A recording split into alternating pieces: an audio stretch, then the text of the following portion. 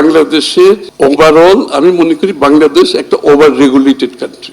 This country is highly regulated country. I'm giving the message to all of us who are concerned with this. So we have to go for serious deregulation.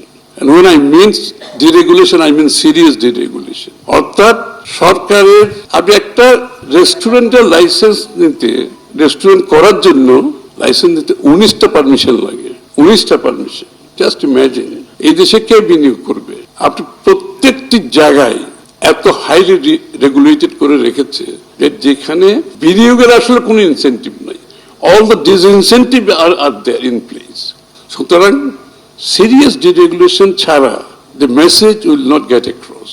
আমরা যে বলছি caretaker এই interim government চলে গেলে নির্বাচিত সরকার আসলে naturally ইনভেস্টরদের তো একটা উৎসাহ থাকবে, কারণ তাদের তো প্ল্যানিং হচ্ছে short term, mid term, long term.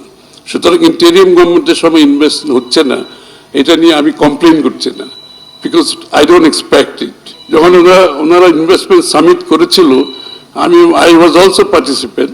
আমি কিন্তু একটা কথা ওনাদেরকে হেসে হেসে বলেছিলাম, the right initiative at A wrong time. কারণ ইনভেস্টররা কোনোদিন ইন্টেরিয়াম গভর্নমেন্টের সময় ইনভেস্ট করতে আসবে না।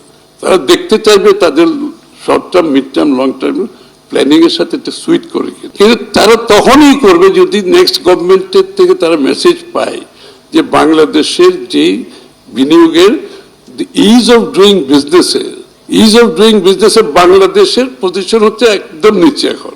তো এই ইন্ডিকেটর কি ইনভেস্টররা দেখতেছে না বিশ্বব্যাপী?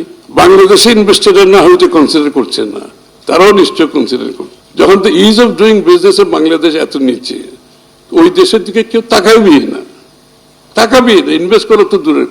এই জন্য serious deregulation and serious liberalisation ছাড়া বাংলাদেশের অর্থনীতিকে লিফট আপ করা সম্ভব হবে না আগামীতে।